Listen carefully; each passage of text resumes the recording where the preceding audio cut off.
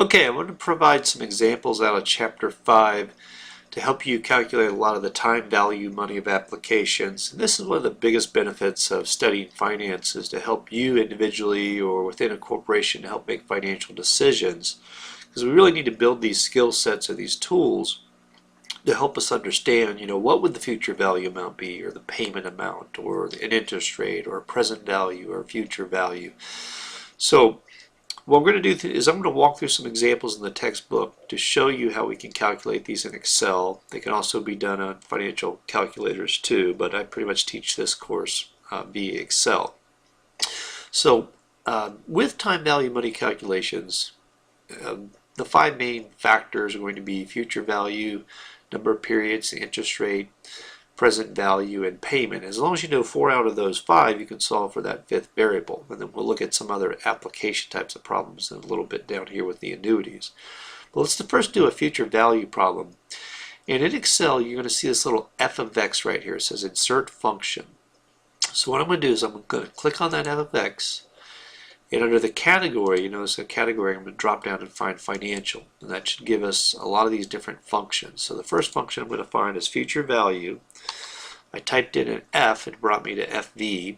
I'm going to say OK.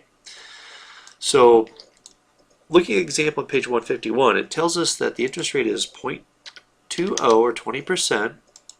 I invest this money for 10 years. And I'm not adding any money to the account, so that's why the payment is 0. So this payment would assume I'd add money to the end of the account at the beginning of a time period or the end of the time period. But again, it's a negative cash flow from my perspective in Excel because I invest $1,000, great rate of return of 20% for 10 years. I should expect to have $6,191.73. So this is just going to be a little bit different from the textbook example, but it is correct. It's just a difference of what they rounded in the textbook, but this would be the exact amount. All right, let's look at the example on page 152 now. This one is calculating the number of periods. For example, if you invested $9,330 and received $20,000, or it's like if I need $20,000, how long would this take me? So number of periods is going to go to f of x. Go to financial, I just type the letter N. It's going to bring me a little bit closer. I find NPER, so I hit OK. So we're told that the rate of return is 0.10 or 10%. We're not adding money to the account. We invested negative $9,330 back here, 9330. And in the future, we're going to have $20,000 is what we needed. So that should tell us it would take about 8 years to do that. All right, so again, if we want to round this out, I can just kick these back a little bit. We can decrease the decimal. And it just makes a little bit nicer look. So, all right, interest rate. So on that same page, on page 152, kind of figuring out what is my rate of return. So we're going to go f of x again, financial. We're going to find rate. I typed the letter R, brought me right there. I'm going to hit OK. So we did this for 30 years. There was no money added to the account. We had invested $34,946. Again, the negative cash flow, like from your perspective, I invested $34,000, money out of my pocket, but in the future I expect to receive a positive amount. This example, really nice amount, $800,000. You invested $35,000 approximately, got $800,000 30 years later. Well, you would have made 11% rate of return.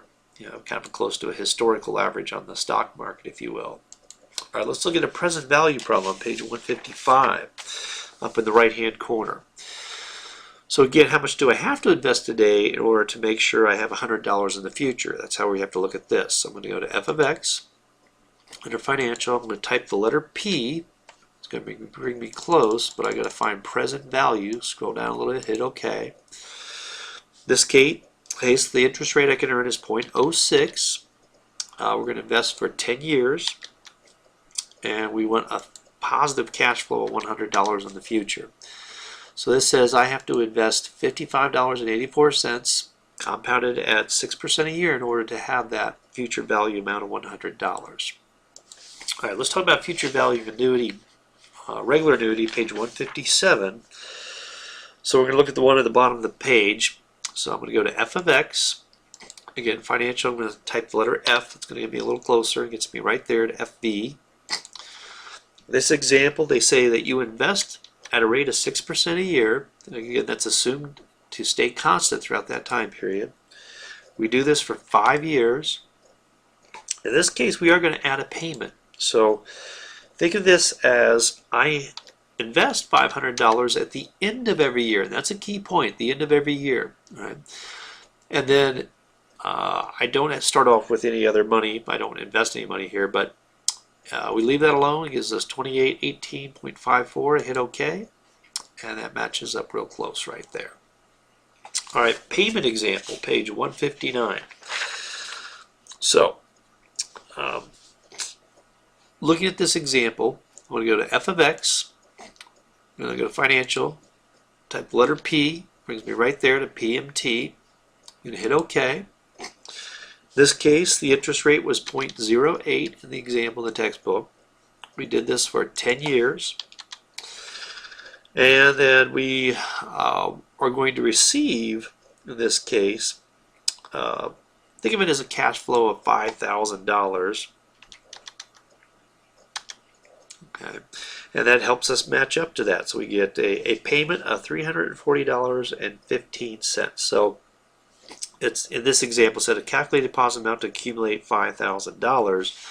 Let's say if I had make payment at the end of every month, at the end of every year in this example, of $345.14 approximately, I'm going to have that $5,000.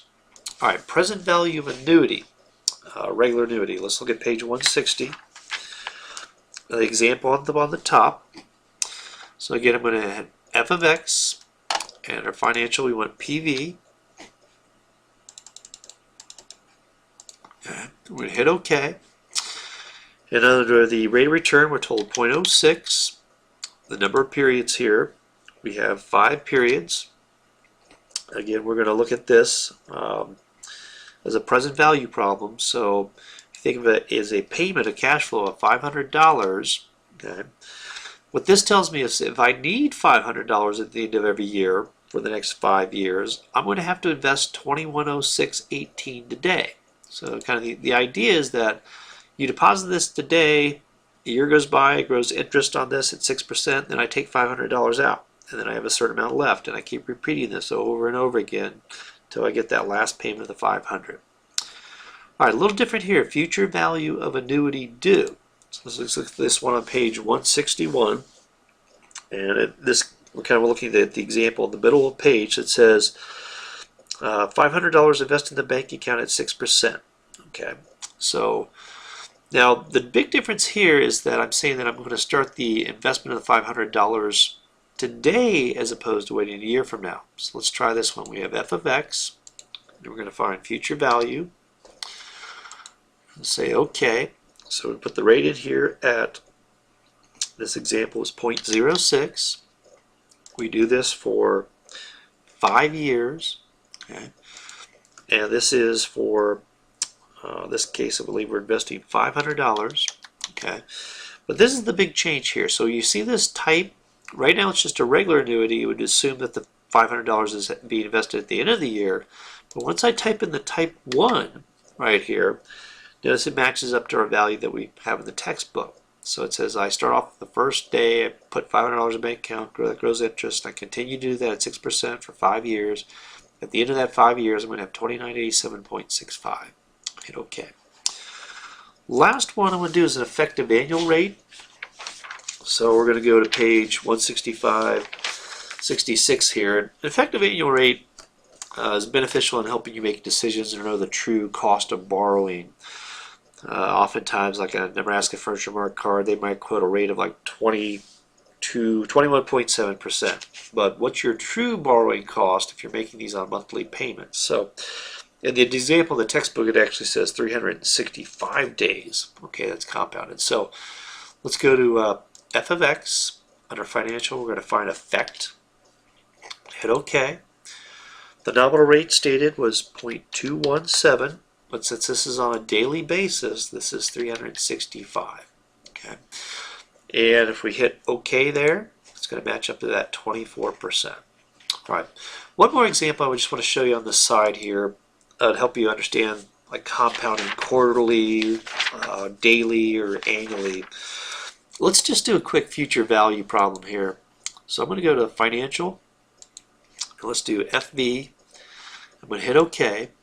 But let's say that I went to a bank and they were willing to pay me 0.06 compounded monthly on my account. So when we say monthly, I have to divide that by 12. If it had been daily, we would have divided by 365. But since it's monthly here, we're just going to do divided by 12. But let's say I do this for 5 years, but again, remembering that it's monthly, I have to say 5 times 12, because there's 12 months of the year. And let's say that I invested $1,000. Okay, so if I invest $1,000 compounded monthly at 6% a year, I'm going to have $1,348.85. Okay, now let's go back and let's say I did not do this monthly, it was just a regular annual rate. So I'm going to take that out, 0.06. I still do it for 5 years. Okay, but notice the amount's a little bit less. Okay, but it's that power of compounding more frequently why we have a higher rate of return. When it's no longer stated an annual rate, it'd be, let's just go back and put it back in there. We put it divided by 12. Again, yeah, times 12. So it gave us a little bit more because it's compounded more frequently. And that's what you're going to notice in some of these examples is that just like if I do an example of a car payment, let's do a car payment. Say that you have, we'll find PMT. I borrow at 0.06% at the Toyota dealership, but I don't pay 0.06 every month. You know, I have to divide that by 12. Let's say I take out a 5-year loan. Well, that's 60 months. And if I borrowed $20,000 to buy a Toyota, okay, it says my monthly payment would be $386.65. But we want to be careful about that. We just don't want to put in 0.06 because that's the annual rate. We need to divide by 12 because we make payments every month, and we make a total of 60 payments. Okay, so this will give you some examples to help you with your Chapter 5, time value, money problems, and applications. Again, but walk through and practice through all the examples in the textbook to make sure you can come up with the same values.